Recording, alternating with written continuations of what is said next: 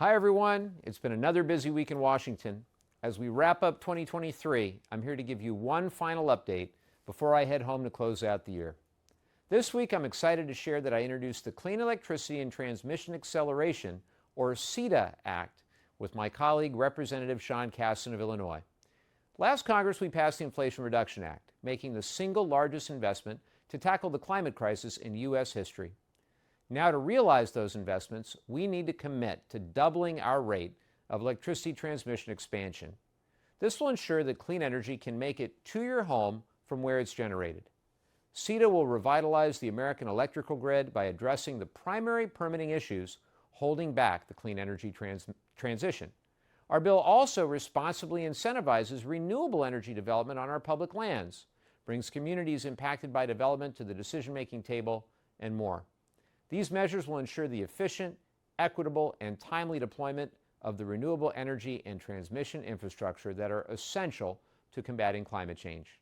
I'm proud to have support from many of our Democratic colleagues already, and I look forward to continuing to build support for this bill and get it through the legislative process. Next, with the year coming to a close, I want to highlight a few of my key achievements and actions from the past 12 months. Most recently, I was proud to announce the beginning of the Sand Replenishment Project in San Clemente. I secured over $9 million in federal funds to place 251,000 cubic yards of sand on the beach. The investment will protect the vital low sand rail corridor while preserving and protecting San Clemente's coastline from erosion. And this isn't the only sand replenishment project of its kind I helped fund. We've already seen work begin on a project in Encinitas and Solana Beach as well. As part of my continuing support for our veterans, I'm proud to share that my TIER Act was included in the annual defense bill. The TIER Act will help service members preparing for civilian life by providing clarity around disability and character of discharge when determining a service member's appropriate risk level, or TIER. But importantly, the TIER Act adds to the over 24 bipartisan veterans bills I've gotten signed into law during my time in Congress.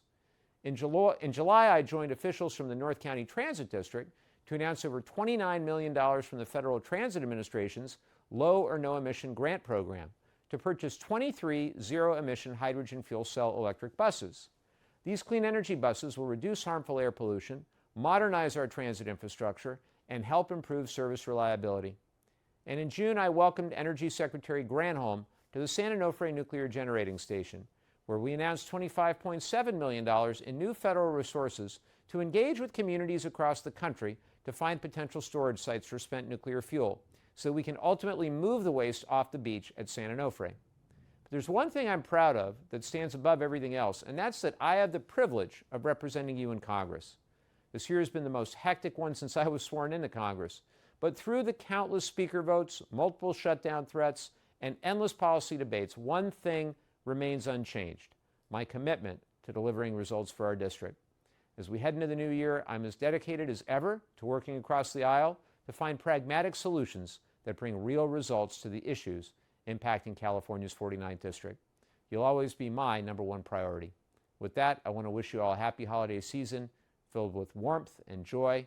Hope you take this time to relax with your family and friends, and I look forward to seeing you again in the new year. That's all for now. Have a great weekend and happy holidays, everyone.